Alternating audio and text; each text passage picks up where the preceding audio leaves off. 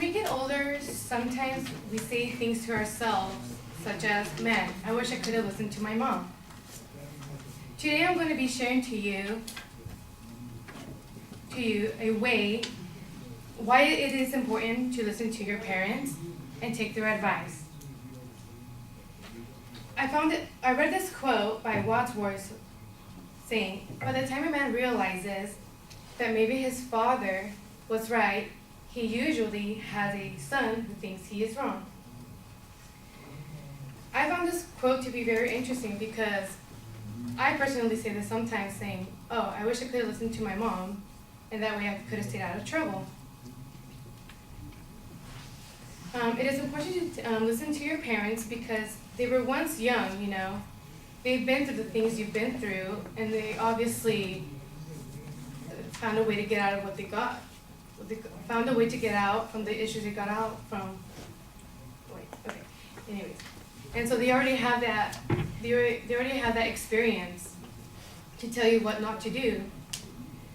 Also, for example, temptation. Everyone goes through temptation, such as drinking alcohol. I'm pretty sure your parents were offered alcohol once, and they were able to say no to it, so now they can give you that advice to not do it because you can end up doing dumb things.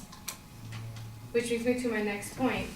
Taking advice from your parents is one of the best things that I could have done because before I would have never listened to my mother and I would always be getting into trouble. But now that I take more of my mom's advice, sit down and listen to her, I haven't gotten into trouble lately. And they also want the best for you, so they're always going to give you the best advice because they obviously want you guys to be better than them. So I would obviously listen to my parents' advice. So I honestly agree with this quote. I think that they can obviously give you the best advice, and it is important to listen to your parents. Thank you.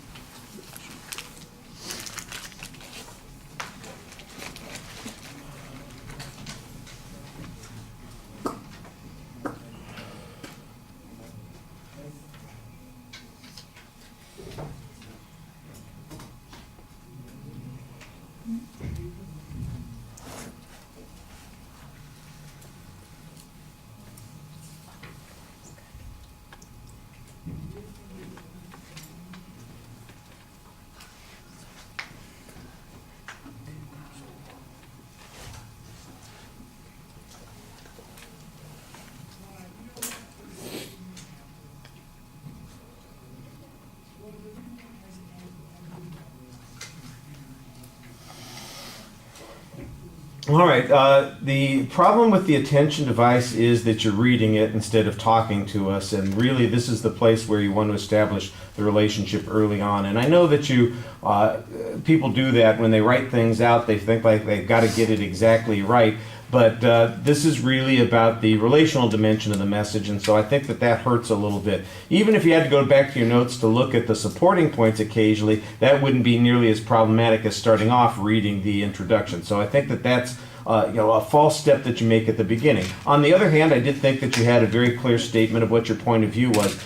That seems like that was one of the topics that we had in the practice. I'm not sure that they shouldn't have been repeated there. I'm not sure how that happened, but I guess maybe we'll get a couple of those now.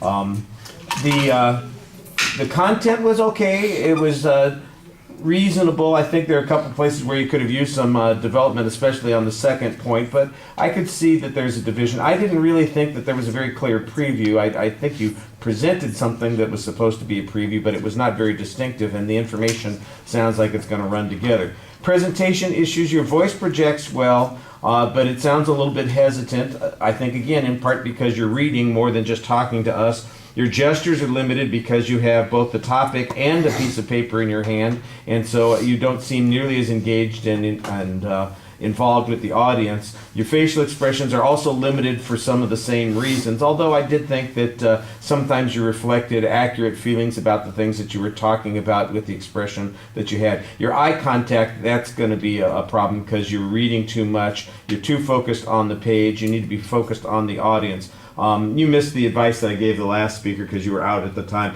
I'm just telling people, the only thing you should have in your hand is the set of quotes, and you want to get those out of your hand as quick as possible because otherwise you start playing with them. Did we talk about refrigerator disease? No. Okay.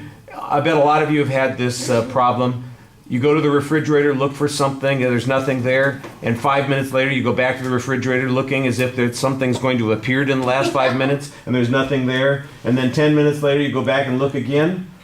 Has everybody done that?